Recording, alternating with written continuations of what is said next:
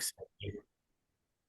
Hello, everybody. Good morning from Vienna. This is Günther Fellinger-Jan speaking here from Pax Europiana from Günther Pod. I'm so happy to have a very special guest this morning from a country I've never been, but I love and admire in some aspects, in some I want to exit. Yes, it's South Africa, and it's a faraway country, and we have a very prominent representative of Free the Cape.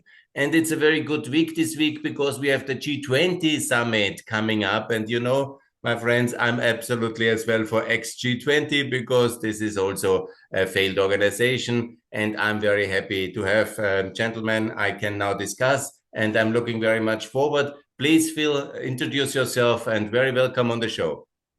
Thank you, Gunther. It's a pleasure to be here. My name is Phil Craig, and I'm a co-founder of an organisation called the Cape Independence Advocacy Group in the Western Cape. We are advocating for the Western Cape, which is one of South Africa's 9 provinces, to break away from South Africa democratically and peacefully, and to chart effectively our own path outside of South Africa. Very good. Explain our international audience, because most people know about South Africa, basically Nelson Mandela, and there was apartheid, and most of the world doesn't know a lot about the Cape. And so explain us, what's your motivation, what's going wrong in South Africa to justify that, and why is basically South Africa not working at the current situation, and why is it justified to have the independence of Cape? Sure.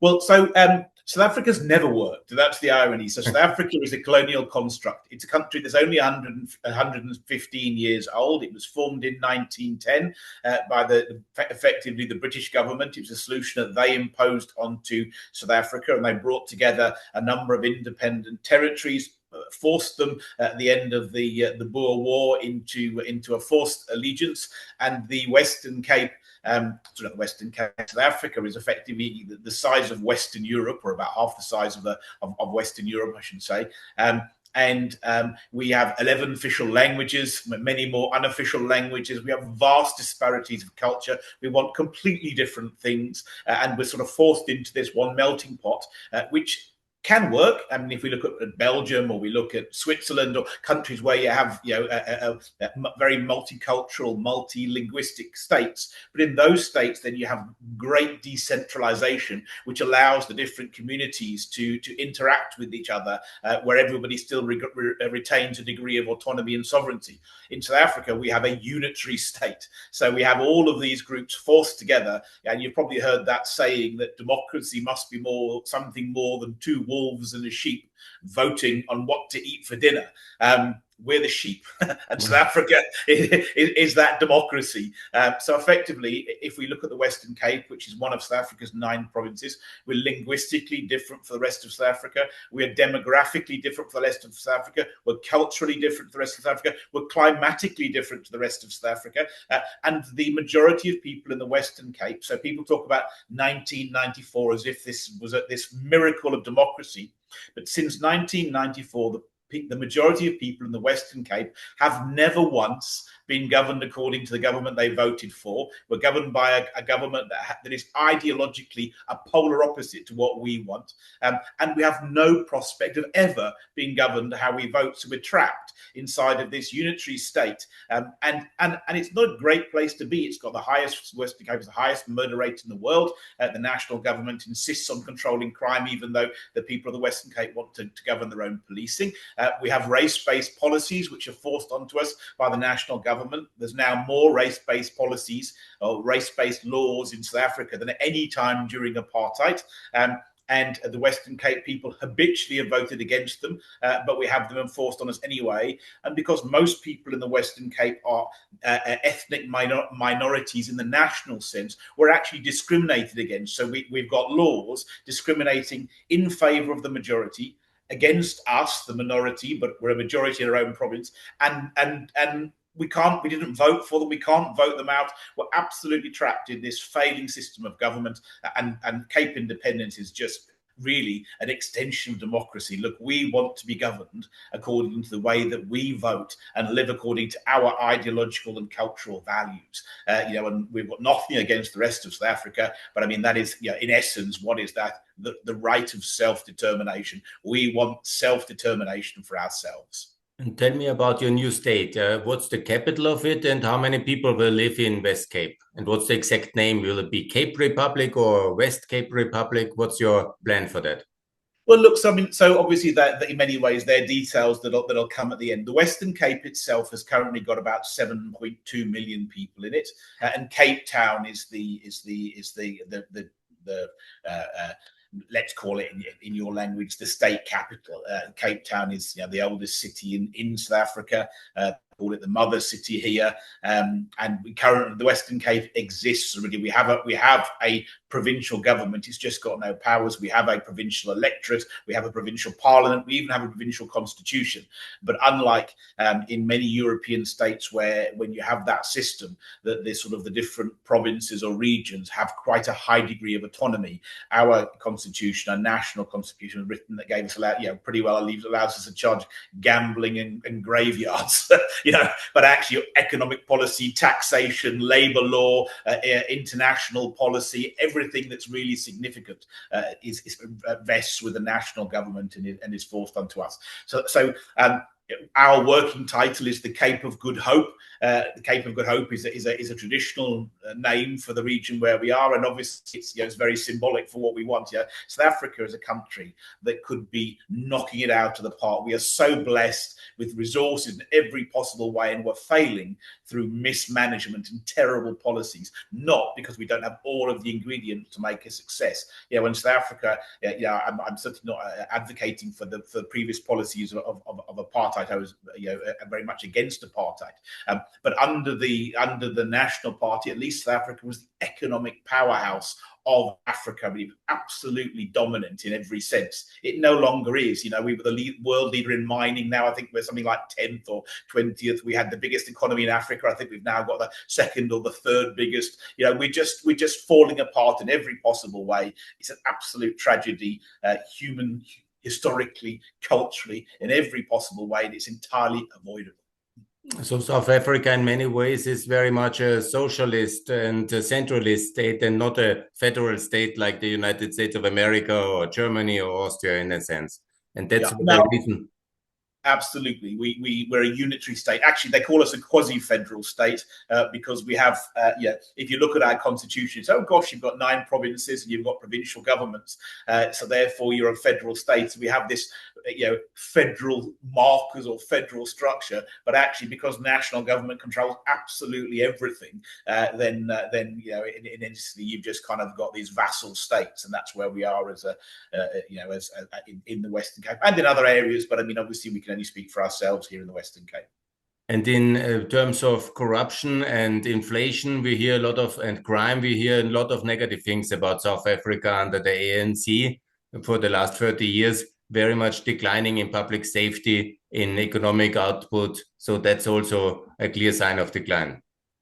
Yeah, look, I mean, so when you tell the stories for South Africa, one of the hardest things I'm originally British by birth. You may pick up the accent. I moved to South Africa when I was in my 30s. So I've kind of lived in both worlds. And one of the hardest things when you're talking to people in Europe is you just don't have a sense of reference, because we try to explain what's happening here, but it's unimaginable to you that it could actually happen. So if you look at policing, for argument's sake, we have since 2000, we've had 7 chiefs of police.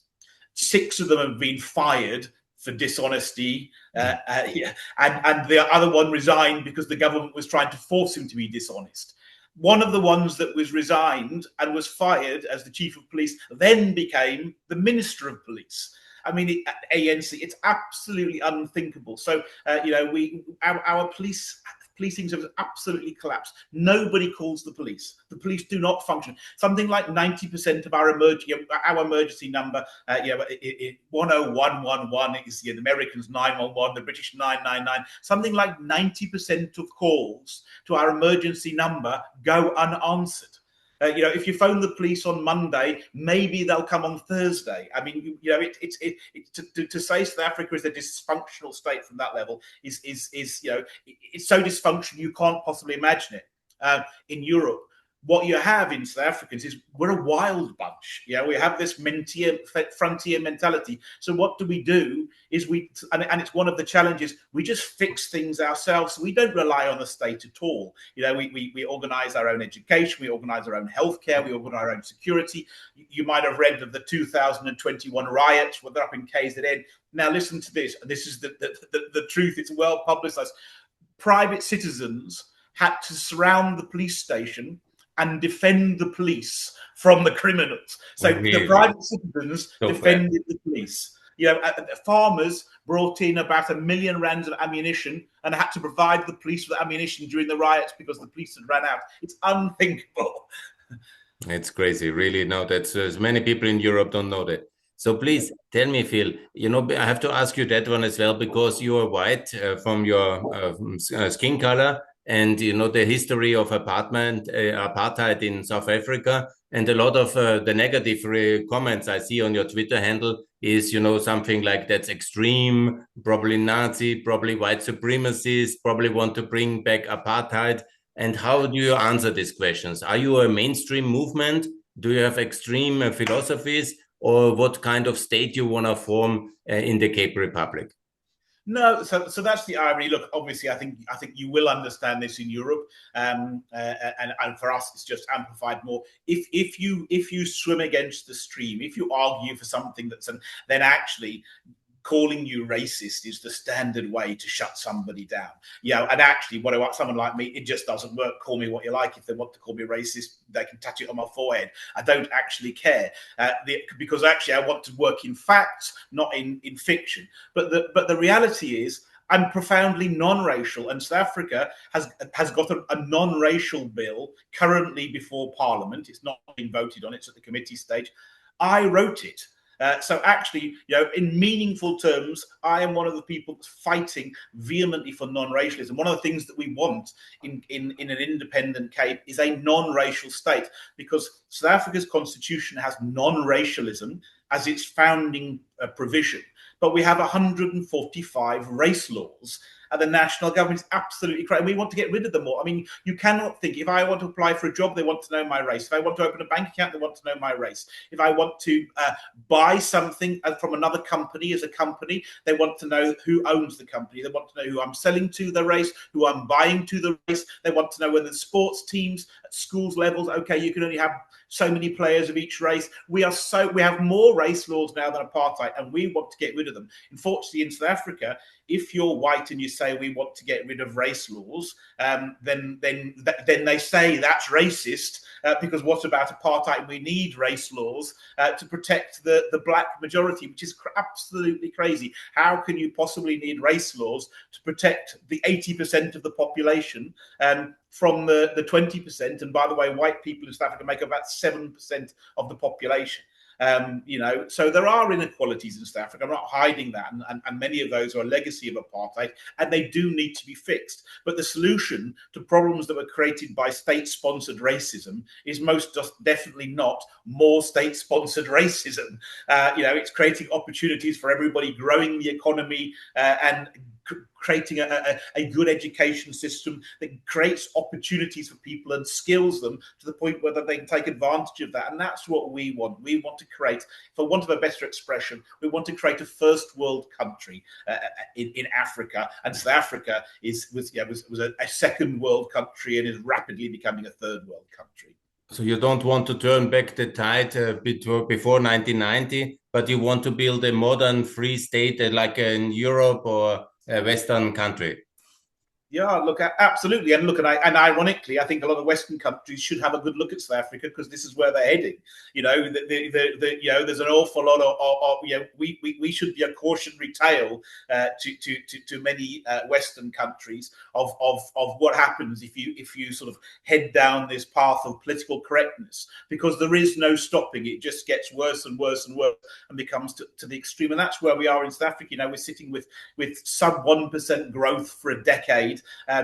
Unemployment at 43%, youth unemployment over 60%, the highest crime rates in the world, you know, and all of that whilst we're sitting upon some of the biggest mineral wealth in the world and vast natural resources. I mean, it's absolutely crazy. We if there's a definition of plucking defeat from the jaws of victory, South Africa is it. And the trouble is, here in the Western Cape, we make up 12% of the South African population. We can never vote South Africa into pursuing good policies. South Africa has to vote itself into pursuing good policies. But we're voting for good policies, and we have done for 30 years, since 1994. So our only solution is to say, look, we can't stop you, acting crazily, but we need to be able to isolate ourselves from your crazy decisions so that we can be governed according to sensible, so that we can then create a vibrant, safe, non-racial country for all of the people that live here and live our best lives. Perfect. So now you can be sure of the support of all my listeners, because we really want to have a better, freer, fairer Cape Republic, and that's very good, especially because many people are very unhappy with the foreign policy of South Africa. Let's come to that. What's going on? Because, they are not doing anything for Ukraine. They're in BRICS, and they hate Israel, and they have not recognized Kosovo. So in this test of my foreign policy, and this is absolutely one of the worst foreign policy performance. And can you explain me exactly why it's so extreme, the South Africa on the global stage, and why it's so aligned to Russia and China? What's going on? Well, so you have to. So there's a split, and actually, the Ukraine-Russia is a great example of. I talked about this divide, this ideological and cultural divide. So that's actually a really good lens to see this South African divide. So when the Ukraine-Russia crisis started, South Africa carried out military exercises with naval exercises with Russia and China. Really? That's so bad. Yeah, and the Western Cape lit up its town hall in the colours of the Ukraine flag. So they were the two, and the Western Cape Premier, who is not always very radical, and I wish he was much more radical in many other issues. He banned Russian diplomats from all Western Cape functions, and he invited very good Ukrainian diplomats.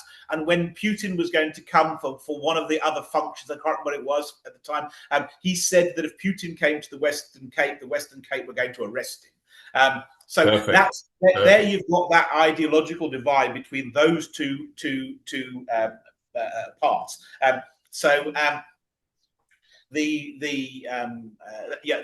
probably gives a lens for the difference. Where does this come from? When people talk about the ANC, we think of the ANC as being this kind of single entity, but actually the ANC is what's called a tripartite alliance. So when you have an ANC government, it's the ANC and the South African Communist Party and the COSATU, which is all of the unions. So actually, you've got the unions, the communists, and the ANC have governed South Africa for 30 years. I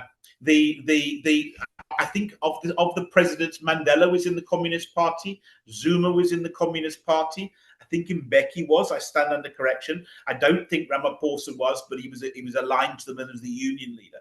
So why are the ANC aligned to Russia and China? Because they're communists. Somebody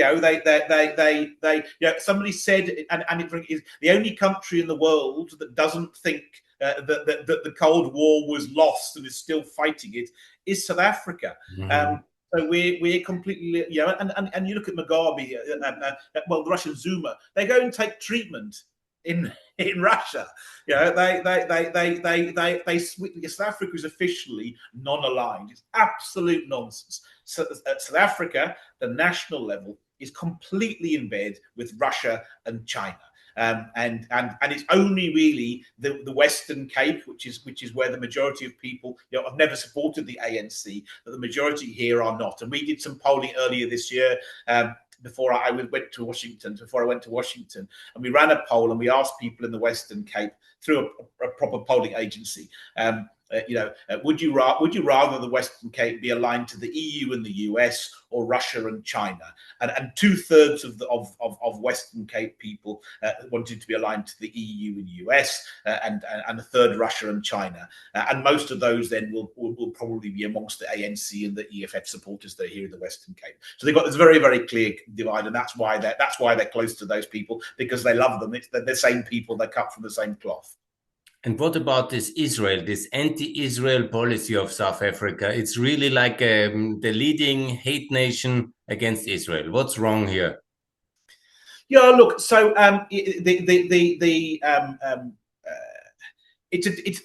that's a more difficult topic for us to look at. In so much as the Western Cape has about 7% of the Western Cape is Muslim.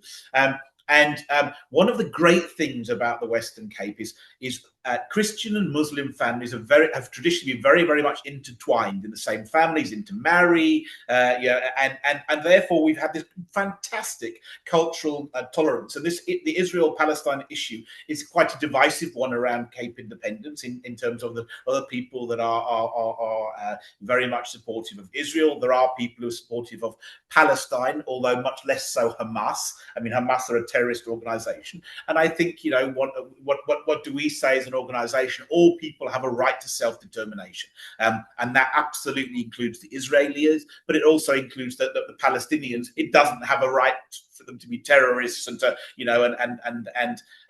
so it's a difficult one. But nationally, it's the same story. I mean, if you look at the ANC, we're anti-Western. So they're always going to take every single policy that's anti-Western. They pretend not to be anti-Western, but you've got this divide. So this has got really very little to do with Israel and Palestine, and much more to do with this, the global division in terms of people. So, for example, the ANC has been outspoken for years in support of Palestine and Western Sahara and South Sudan. So they speak up on behalf of the rights of self-determination of the people that it suits.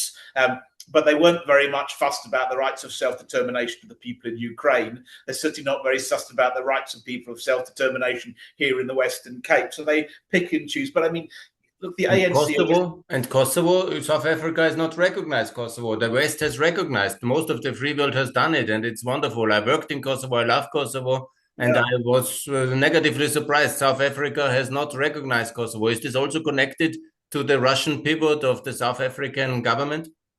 Yeah, so I have to be honest that Kosovo obviously is hugely significant for us legally because of the ICJ judgment. So I'm very familiar with that. I don't know exactly what the ANC's objection to it is, because they're totally hypocritical on self-determination. The fight for the end of apartheid was the fight for self-determination for Black South Africans, and I completely endorse that. I mean, for me, it's very easy. I support self-determination, democratic and peaceful self-determination. And I don't just apply it to the people that I like. I recognize that as a principle, that must apply to everybody, whether it suits me or it doesn't suit me. And that's the position that the ANC should have. If you look at its voting records at the UN, I mean, it just is, it doesn't support, for example, the ANC supports China, but doesn't support Taiwan's right to self-determination. That would be another great example. It's just completely hypocritical, as opposed to recognizing that across the board. And then it'll find any manner of justifications to sort of try and justify its position. But I mean, the ANC is a completely morally bankrupt organization. And look, I have to say, for context, bear in mind that the ANC lost.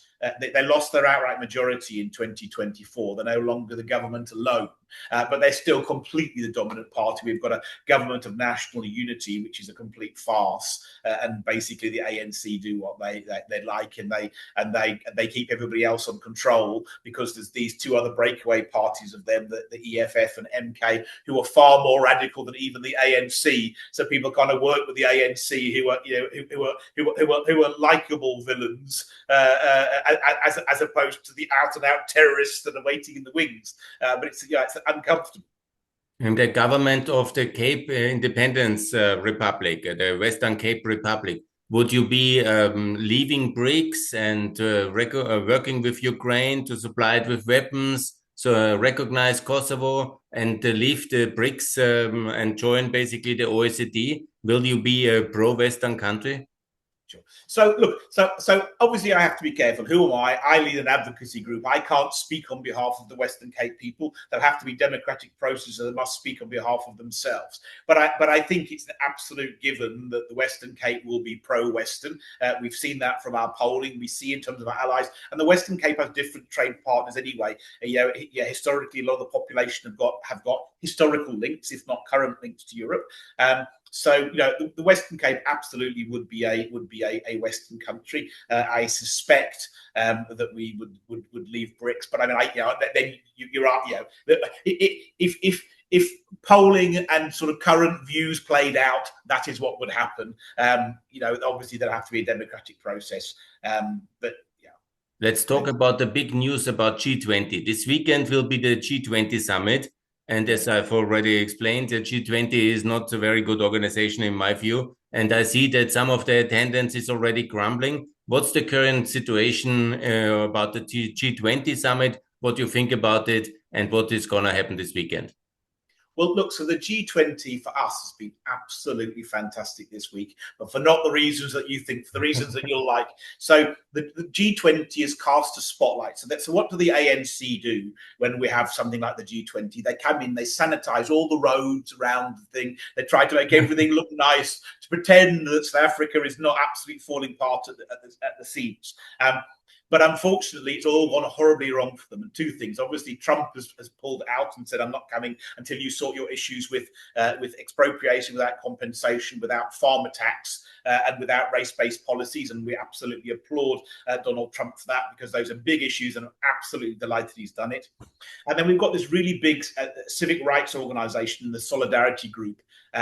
And they have put up all around Joburg, where the G20 is, signs everywhere saying, welcome to the most racist country in the world, or the most race-regulated country in the world. And the government's tearing down the signs as fast as they can, but they can't get them down fast enough. So now all of a sudden, all of these dignitaries are arriving in this preen little area in a city that's actually falling to pieces. It used to be called the City of Gold, and the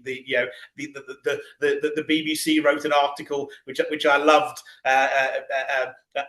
about how all of these basements are filling up with human excrement because actually they can't be washed away. And that's the sort of we've got this complete farce, and now these world leaders are turning up. Trump's pointed out that it's a farce, and he's not going. Malir's not going also, and those that turn up see these signs everywhere saying welcome to the most race regulated country in the world. The ANC are furious, and we are absolutely delighted, because anything that casts a spotlight on the problems that we have here is fantastic. I mean, South Africa is a disgrace. The apartheid government was alienated on the international scene, and rightly so, for its policies. This government is just as bad in different ways, apartheid was probably more ideologically unjust. Far more people are suffering today than ever suffered under apartheid,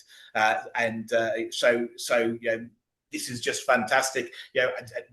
Trump's right. South Africa should be boycotted, certainly those leaders who are responsible for our current problems. But Trump is sending J.D. Vance, to my best knowledge. And what's your message for the vice president? Should he attend? Should he not attend? What do you want him to say when he comes? Because he is famously very outspoken and told us in Europe a lot of things we actually didn't want to hear. But nevertheless, what's your message for the vice president? Well, I don't think the vice president is coming anymore. He was originally coming, but he's not coming either. The US is sending nobody, literally nobody. Oh, that's big news here on the show. Really, he's not coming as well. Look, I could have it wrong, but I don't think so. I think he originally was going to come, and after Trump made the announcement that no US officials had come, so the US is not represented at all. And actually, there was some disappointment because as you suggested, Vance had a few things lined up. that were going to be quite controversial. So, for argument's sake, he was going to go and visit, as I understand it, make a speech at the Voetrekken Monument in Pretoria, which is the monument to the Afrikaners and for the kill the Boer and so on. And so the US is deliberately drawing.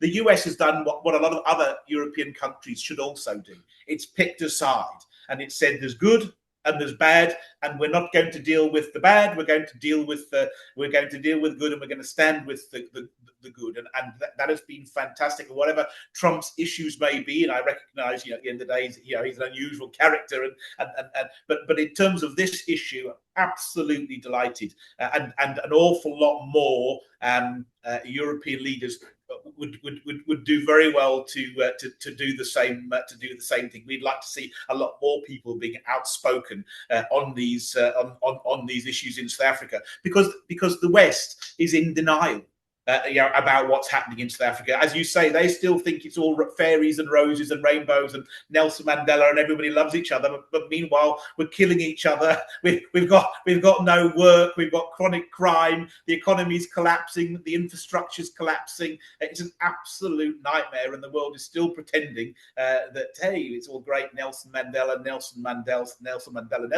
long gone, and we're right back at.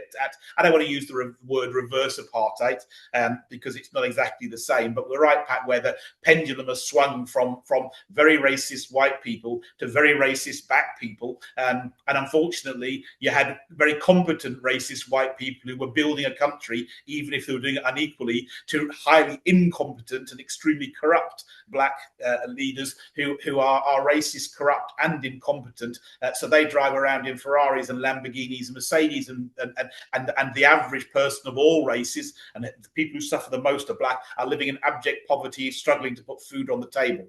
We've got something ridiculous like 3 million taxpayers and 18 million grant recipients. I mean, it's not viable. That's a big disaster. Now tell me, Phil, about the European leaders, because I understand that only President Millet from Argentina has also cancelled, but all the European leaders, I guess it's Italy, Germany, France, UK, and also the EU leadership themselves. They will probably all turn up this weekend in South Africa, and they will say wonderful things about our free trade partner, bring presents, bring further funding, and say how wonderful South Africa acts on the global stage, when in reality, this is all not true, because South Africa is really in the enemy camp and the hostile camp. And so what's your message for the European leaders? What's your hope that they will address in the issues? And what's your appeal to the European leaders now ahead of the G20 summit? Look, frankly, they're going to do exactly what you say, and they're not going to listen to me. But shame on them, shame on them. Look, you have to, look, politicians don't like principles. Politicians like expedience, and that's unfortunately the reality. But I mean, for me, you have none of us are perfect, but you have a set of principles, and you should apply those across the board. And actually, whether it's convenient or whether it's not convenient, and that's what frankly, there are things that go on in South Africa.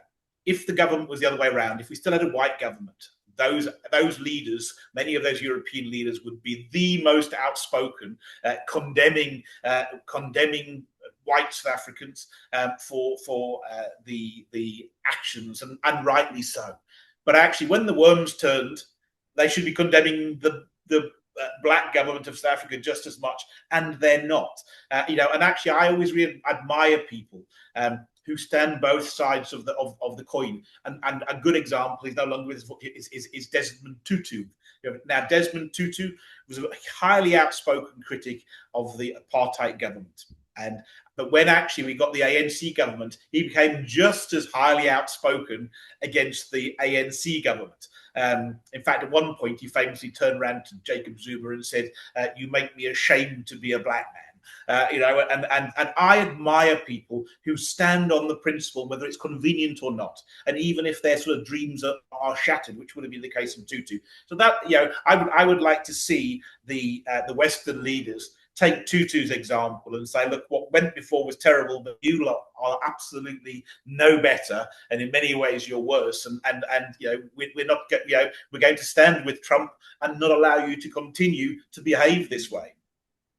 Because South Africa could be a wonderful ally in theory, but in reality is not. And we should definitely not behave as if they would be. So from the European perspective, this summit is a big failure, and it would be much better if the European leaders would choose as American president and not go to the G20 summit, because there can be nothing positive coming out of it.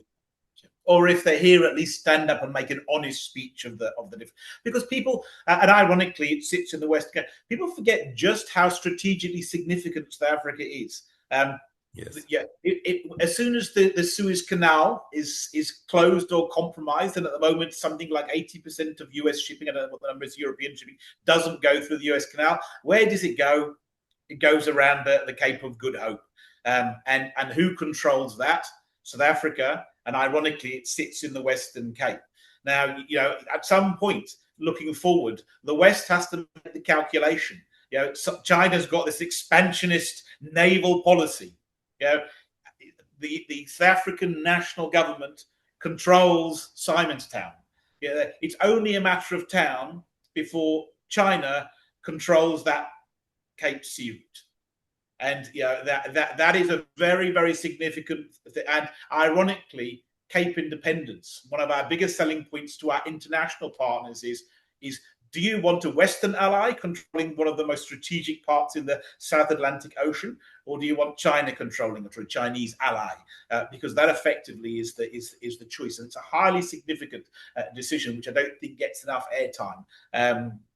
Because frankly, Cape independence is a very short window of opportunity. That there is people have this argument about genocide. Is genocide going on in South Africa? And I think that my view is it's not in the legal sense of the word, but ethnic cleansing is, and not ethnic cleansing in the sense of Rwanda, or where it's hugely violent. Actually, it's far more subtle than that. But what have we got? We've got a national government that for 30 years actively discriminates against a minority of the population.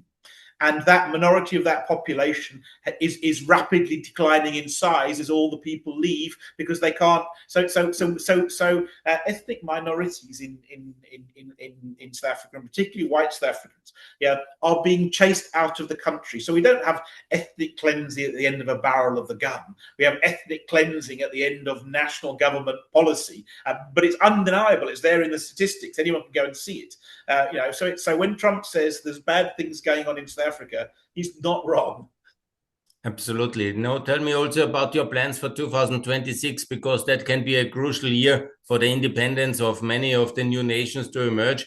Especially on this show, we are promoting the breakup of Russia, our enemy state, but also in Nigeria, Biafra, there's Khalistan in India, and now there's also the Cape Republic in ex-South Africa. So question is, what's your plan, and what's your plan of action to promote yourself on the global stage and tell the free world to back the Cape independence and the Republic of Cape?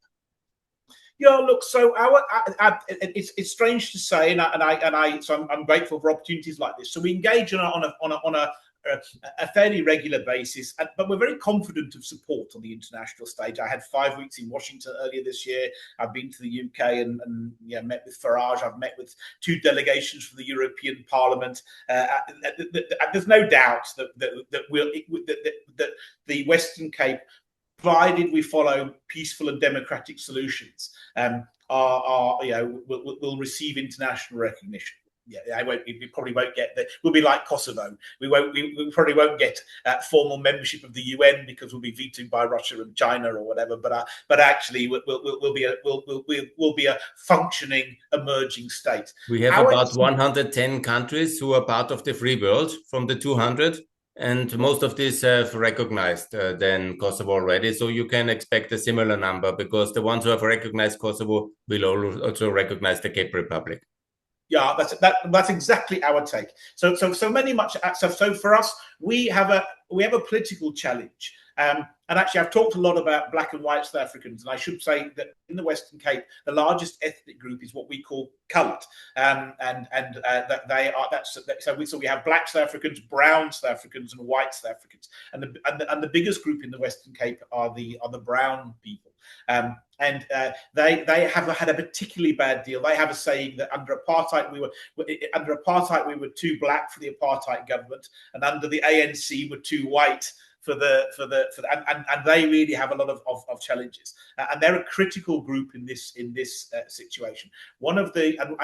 In the Western Cape, we have to get a political foothold around the independence movement. One of the challenges that we have is that the party that governs the Western Cape is called the Democratic Alliance. And they would be a social democrat party in Europe. So actually, they're perceived by South Africans as being right wing, but they're actually centre left. And they are not supportive of Cape independence, but they actually govern very well. They functionally they run the Western Cape in terms of service providers and so on, to the point that South Africa the Western Cape is much better run. So you have this big challenge between how do you get people to vote for their future when they're voting for their present. They're very, very good every election. They've got a very slick election machinery that says, look, vote for us, otherwise the ANC are coming back, and they sort of manage to bring everything down to the here and now as opposed to the future. Now we run, for example, focus groups before the last election, and in that we found we ran them of their voters. And their voters, when we looked about short term, none of them were willing to vote against that party. They believed that they'll come and fix my pipes if they burst. They'll come, but when we asked them about the long term, and asked them to describe the country wanted to live in them, not one of them believed that party could deliver the future that they want. So our focus is going to be very, very political next year, and really trying to unite much more closely the different groups of the Western Cape around one political force, because we have to get a domestic political foothold to be able to drive this, because we know we'll have the international support. It's almost an unusual situation where internationally we'll know we're fine, but domestically we need to do more. Polling shows that the majority of people support this, and the majority have supported a referendum for a long time, but we can't get the government to call one. South Africa is unusual in that the Western Cape government in its constitution has the right to call a referendum on Cape independence. We don't need the national government's permission. We just need to get enough leverage over the provincial government, and I personally negotiated an agreement with them about 3-4 years ago to call a referendum, but unfortunately they broke it. So our focus is very, very much domestic in this next year. So the focus should be very much also internationally, because everything depends on the outcome of the Russian war against Ukraine. Because once Russia will lose, Putin will lose the power, and we are working intensively on the breakup of the Russian Federation. And once this movement is coming, we will also definitely work consistently with all the independence movements in India, ex-India, ex-South Africa, ex-Nigeria, because then it's the moment when we've changed the global order a bit, and we will also try to support, so basically to withdraw our support from the Axis allies of Russia. And so then the moment comes when also the independence of the Cape Republic is on the agenda. So thanks for your support for Ukraine. But Ukraine's struggle is very much also your struggle, because without the breakup of Russia, there will be no international movement for independence of new nations. But when this is coming, the moment will come as well for the Cape Republic. No, look, thank you, and I appreciate that. Look, I understand the sort of geopolitics are a big factor in where we're playing, and particularly this right of self-determination, which is sort of a vastly developing right. And ironically, Kosovo was one of the key one of the sort of key turning points where Kosovo was able to achieve self-determination with the endorsement of the ICJ, or the tacit endorsement against the will of Serbia, and that was obviously very, very significant and hugely legally important, and a precedent that's helped us an awful lot. Will we count on a government of West Cape to recognize Kosovo in the future? And we are thankful for your support for Ukraine. This is the most important at the moment. And I want to thank you very much for this discussion, this show. I wish you all the best for the preparation for independence of the Cape Republic. And thanks a lot for sharing this insight. And good luck on the G20 summit also. I hope that the world will really understand your case, and I will share this video widely. And thanks a lot for coming to the show, and all the best for the freedom of the Cape Republic. Thanks, Gunther. Really appreciate it. It was great to be with you to chat. Looking forward, and please come back to the show in the future. And thanks a lot for joining. Okay, bye. Nice to meet you.